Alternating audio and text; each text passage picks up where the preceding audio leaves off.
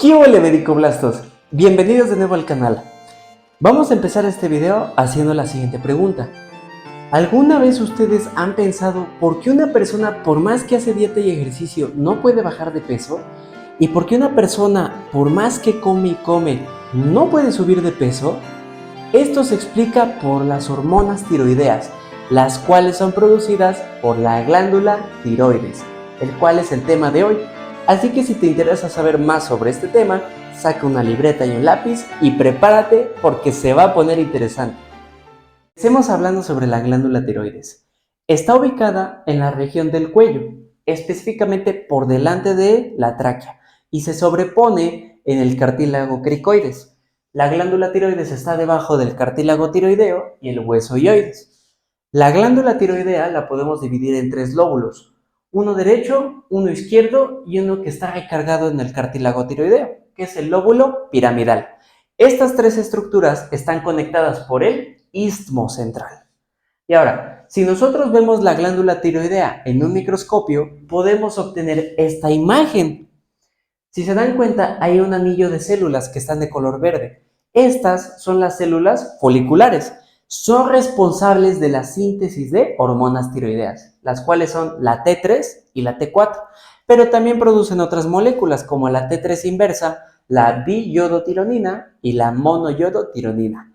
Ahora, el líquido de color morado que está rodeado por las células foliculares se llama coloide. Y presten atención, porque el coloide es rico en una proteína llamada tiroglobulina. Esta es primordial para entender la síntesis de la hormona tiroidea, que la vamos a ver ahorita.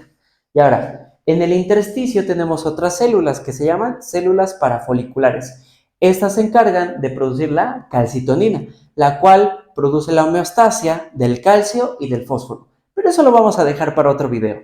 Ahora, para entender la síntesis de las hormonas tiroideas, debemos entender su estructura química. Así como para crear un pastel necesitamos ingredientes, también necesitamos ingredientes para formar las hormonas tiroideas. Y son tres ingredientes: el yodo, un aminoácido que es la tirosina, y una estructura química cíclica que se llama benceno. Ahora, tenemos dos hormonas tiroideas: la T3, que es la triyodotironina, y la T4, que es la tetrayodotironina. T3, triyodotironina. Se llama así porque tiene 3 átomos de yodo anclados a la tironina. La tironina es la tirosina con el grupo benceno. Aquí está la molécula, la estructura química. Aquí tenemos el aminoácido, que es la tirosina. Aquí tenemos los dos bencenos. Y aquí tenemos el yodo anclado a los bencenos. Ahora, ojo, el anillo de benceno que está más cerca al aminoácido se llama anillo de benceno interno. Y el anillo de benceno que está más lejano es el anillo externo de benceno. La T3 tiene 2 átomos de yodo en el anillo interno y un átomo de yodo en el anillo externo. Cuidado, porque se pueden confundir con la T3 inversa. La T3 inversa tiene 2 átomos de yodo en el anillo externo y un átomo de yodo en el anillo interno. Cuidado con eso porque lo suelen preguntar en los exámenes. Y ahora, la tetrayodotironina. Tetrayodo porque tiene 4 átomos de yodo anclados a la tironina. Y aquí no hay pierde porque hay 2 átomos de yodo en cada anillo de benceno. Con esto ya podemos hablar sobre la síntesis de las hormonas tiroideas. Entonces, vamos a verlas. Para sintetizar hormonas tiroideas, nosotros necesitamos el yodo, el cual proviene de la dieta, en forma de yoduro. Una vez que tenemos yoduro, alcanza la glándula tiroides por medio de los capilares sanguíneos. El yoduro difunde al intersticio y ahora cruza a la célula folicular por medio de un cotransportador llamado NIS, el cual mueve 2 átomos de sodio y uno de yoduro hacia adentro de la célula. Y una vez dentro, el yoduro se mueve al coloide o a la luz folicular por medio de un intercambiador, que es la pendrina. La pendrina mueve hacia adentro cloro y saca yoduro. Un dato clínico es que si hay una mutación en esta pendrina, se produce el síndrome de Pendret, en el cual el paciente presenta una clínica de bocio, es decir, agrandamiento de la tiroides y pérdida auditiva. Ahora, No solo necesitamos yoduro, recuerden que también necesitamos una molécula llamada tiroglobulina. Esta se está sintetizando al mismo tiempo que se produce el intercambio. Esta se sintetiza en el retículo endoplásmico rugoso y una vez que se sintetiza, se mete a una vesícula secretora y sale a la luz coloidal. En esta vesícula secretora también tenemos a la enzima peroxidasa tiroidea. La peroxidasa se ancla a la membrana y la tiroglobulina sale hacia la luz. Y ahora, el yoduro no nos sirve para formar hormonas tiroideas, necesitamos yodo. Entonces, ¿cómo convertimos el yoduro en yodo? Esto es gracias a la peroxidasa tiroidea, la cual utiliza el peróxido de hidrógeno para oxidar el yoduro y formar yodo. El peróxido de hidrógeno proviene de la enzima Duox-2, la oxidasa dual 2. Una vez que tenemos yodo, ya podemos armar las hormonas tiroideas. Esta es la tiroglobulina. Recuerden que es una proteína con una cadena principal de aminoácidos que tiene anclado grupos tirosilo. Estos grupos que están acá. Estos grupos tirosilo provienen del aminoácido tirosina. Y ahora, va a haber otro paso, el cual es la yodación. En la yodación le agregamos yodo a esta tiroglobulina. Y entonces, este yodo, al unirse a los grupos tirosilo, forma los precursores de la hormona tiroidea. El DIT, que es el diyodotironina, el cual tiene 2 átomos de yodo, y el MIT, la monoyodotironina, la cual solo tiene 1 átomo de yodo. Pero si se dan cuenta, estas no son las hormonas tiroideas.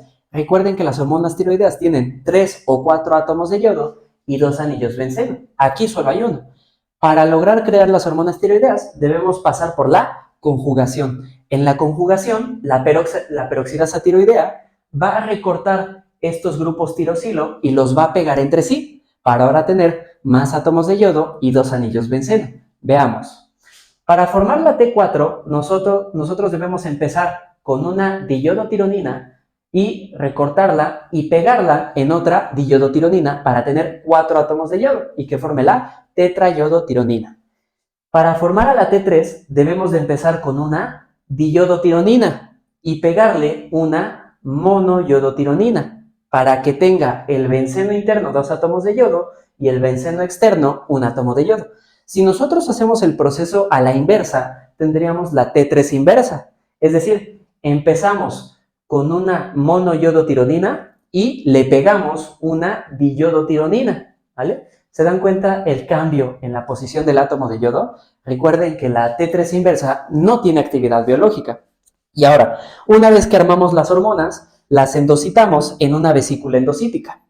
Esta vesícula se le fusiona un lisosoma y formamos el lisoendosoma. El lisoendosoma tiene peptidasas. Las peptidasas lo que van a hacer es romper estos enlaces peptídicos para desprender la hormona tiroidea, la T3 y la T4, y expulsarla a la circulación. Los precursores como el MIT y el DIT se reciclan para nueva síntesis de tiroglobulina. Ahora, la T3 y la T4 salen por mecanismos aún desconocidos a la circulación. Del 100% de hormona tiroidea creada en la glándula, el 90% es T4 y el otro 10% es T3. Ojo con este dato que les voy a decir. La hormona estimulante de tiroides que proviene de la hipófisis va a estimular o va a acelerar algunos pasos que acabamos de ver. Por ejemplo, el paso 1, el paso 3, el paso 5, el 6, el 7, el 8 y el 9 van a ser estimulados por esta TSH. Y ahora, ya una vez que tenemos T4 y T3 en circulación, el 99.98% de T4 viaja en proteínas transportadoras y el 99.5% de T3 viaja en proteínas transportadoras. Estas pueden ser 3 proteínas: la globulina de unión a tiroxina, la albúmina y la transtiretina. Está claro que la T3 viaja menos en proteínas transportadoras. Por lo tanto, la T3 viaja mayoritariamente de forma libre. Esto es una de las características por la cual la T3 es de mayor importancia biológica. Y ahora, si es de mayor importancia biológica, ¿por qué tenemos más T4? Bueno, esto es debido a la producción de la tiroides. Pero para convertir la T4 en T3, nosotros formamos la desyodación.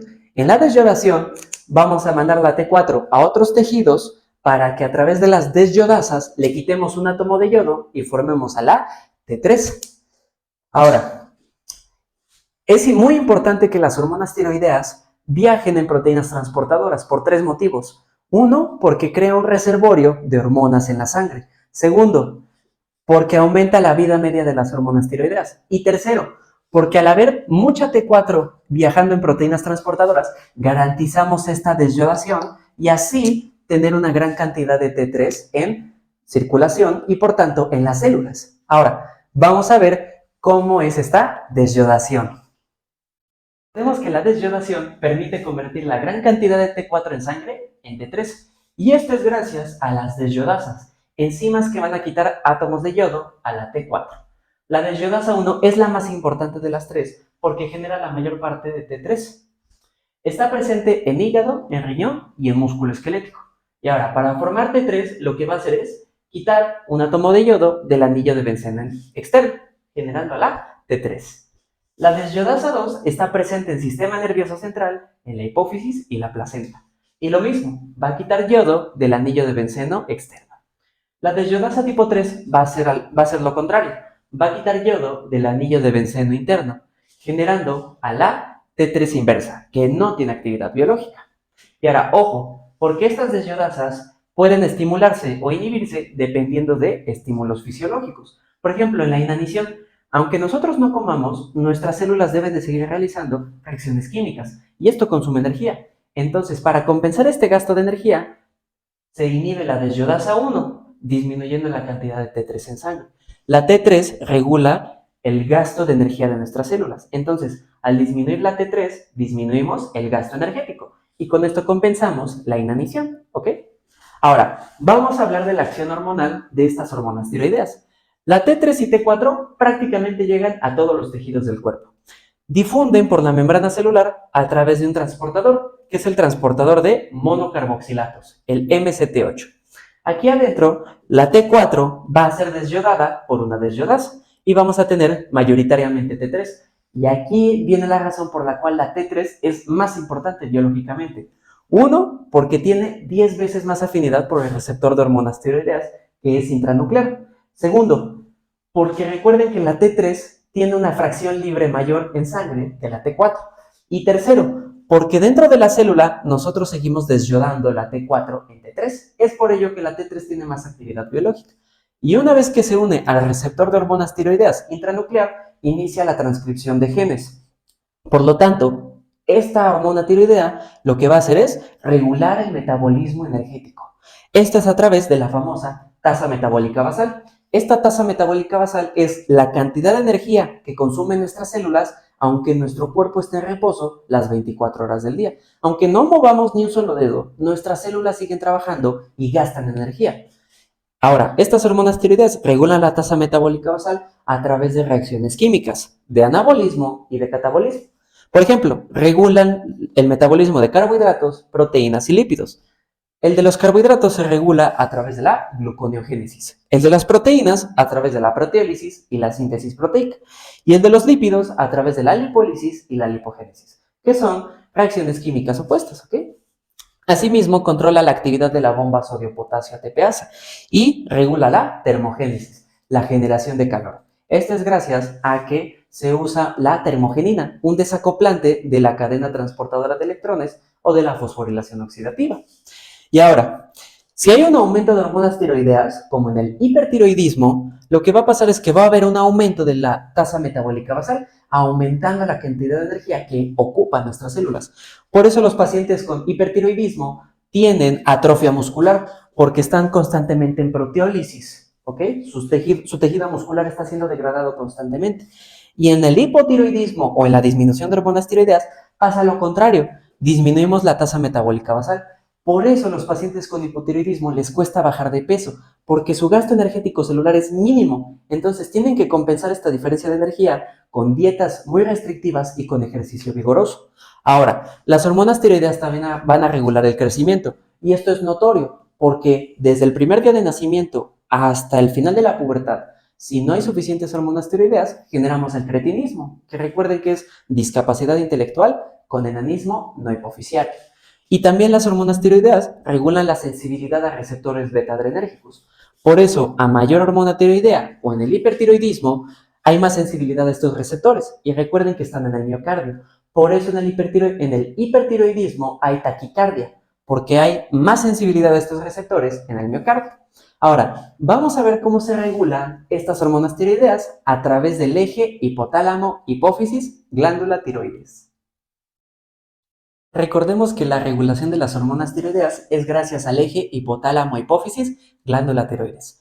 Todo comienza a partir del hipotálamo. Aquí, el núcleo arcuato y la eminencia media van a producir y secretar TRH, que es la hormona liberadora de tirotropina. Esta va a viajar por las neuronas de soma pequeño al tallo hipofisiario. Se secreta y se transporta a las células tirótropas por las venas portales hipofisiarias. Cuando llega a las células tirótropas, se une a sus receptores, que son estos. Estos receptores de TRH son proteínas G acopladas a fosfolipasa C, que producen una transducción de señal y ocasionan la liberación de la TSH, que es la hormona estimulante de tiroides o tirotropina. Esta tirotropina va a actuar en la tiroides, uniéndose a su receptor que está acá. Este receptor es una proteína G acoplada a adenilato ciclasa y va a ocasionar la liberación de T3 y T4. Recuerden que la TSH favorece algunos pasos de la síntesis de hormonas tiroideas, como la captación de yoduro, síntesis de tiroglobulina y la endocitosis y la secreción de las hormonas tiroideas a la circulación. Una vez que tenemos la T3 y la T4 en sangre, van a producir una retroalimentación al sistema hipotalámico hipofisiario para evitar que haya más T4 y T3 en sangre o que haya T4 y T3 de menos en sangre. Y ahora, la T3 y la T4 van a inhibir al núcleo arcuato y a la eminencia media, y entonces van a evitar la secreción de más hormona liberadora de tirotropina. Asimismo, las hormonas tiroideas van a inhibir o disminuir la actividad de las células tirótropas y por lo tanto ya no se va a secretar TSH. Cabe recalcar que si ocurren los procesos contrarios, es decir, que tenemos una disminución de la T3 y la T4 en sangre, entonces va a aumentar la actividad de la TRH y va a aumentar la actividad de las células tirótropas, sintetizando más TSH. Por último, cabe señalar que la somatostatina y la dopamina también fungen como inhibidores de la TSH, ¿ok? Ahora, vamos a hablar un poquito sobre la clínica, es decir, sobre alteraciones de las hormonas tiroideas y de la glándula, empezando por la deficiencia de yodo. La deficiencia de yodo es muy común en zonas donde dependan de su propia alimentación, es decir, de lo que ellos produzcan, y que el suelo sea pobre en este elemento, el yodo. Por ejemplo, Sudamérica, África Central o el sudeste de Asia son muy propensos a sufrir de deficiencia de yodo. La deficiencia de yodo, recuerden que el yodo sirve para sintetizar T3 y T4. Entonces, si no hay suficiente T3 y T4, se va a producir esta retroalimentación positiva, donde aumentamos la TRH y por tanto aumenta la TSH que actúa en la tiroides. Y recuerden que la TSH causa hiperplasia de la glándula tiroides. Por eso la deficiencia de yodo causa bocio. El bocio es el agrandamiento de la glándula tiroides. Aquí tenemos la imagen de una paciente femenina africana que sufre de deficiencia de yodo y que tiene bocio. Si este bocio no se trata, producimos hipotiroidismo. Y ahora, el hipotiroidismo no necesariamente puede ser solo por deficiencia de yodo, también puede ser por un daño hipotalámico. Al destruir el núcleo arcuato y la eminencia media, no podemos sintetizar la TRH.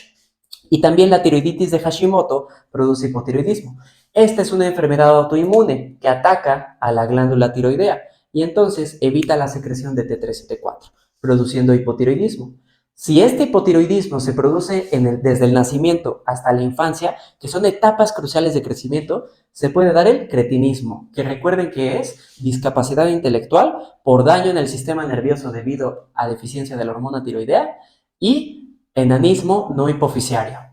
Vamos a hablar de otra situación médica, el hipertiroidismo. Aquí es todo lo contrario, aumentamos la cantidad de T3 y T4 en la sangre. Y ahora, ¿qué puede causar hipertiroidismo? Por ejemplo, la enfermedad de Graves. Aquí en la enfermedad de Graves, a diferencia de la tiroiditis de Hashimoto, aquí se producen anticuerpos, pero no van a destruir la tiroides, sino que van a actuar como si fueran la TSH y estos anticuerpos se van a unir a los receptores de TSH. Estos anticuerpos se conocen como inmunoglobulinas estimulantes de tiroides. Y recuerden, si aumentamos la actividad del receptor de TSH, entonces favorecemos la hiperplasia. La enfermedad de Graves cursa con bocio, ¿ok? Y ahora, este hipertiroidismo va a producir un aumento de la T3 y T4 en sangre y esto va a ocasionar un aumento de la tasa metabólica basal, pérdida de peso, intolerancia al calor, sudoración excesiva y alteraciones en la formación del cabello. Esta situación, si no se trata, puede generar una tirotoxicosis o crisis tirotóxica, que esta es producida por los efectos de la gran cantidad de T3 y T4 en sangre. Lo más peligroso de esto son los efectos a nivel metabólico y en el corazón. Recuerden que el hipertiroidismo aumenta la sensibilidad de los receptores beta-adrenérgicos. Entonces, el tratamiento para esto es administrar bloqueadores de receptores beta-adrenérgicos y administrar yoduro sódico, el cual va a evitar que salgan momentáneamente las hormonas tiroideas de la glándula. Con esto finalizamos el tema de hormonas tiroideas. Espero les haya servido, que hayan aprendido y que les haya gustado muchísimo. Recuerden que la clave del éxito es la constancia. Yo soy Enrique Pedrosa. Hasta pronto, Medicoblastos. Nos vemos en el siguiente video.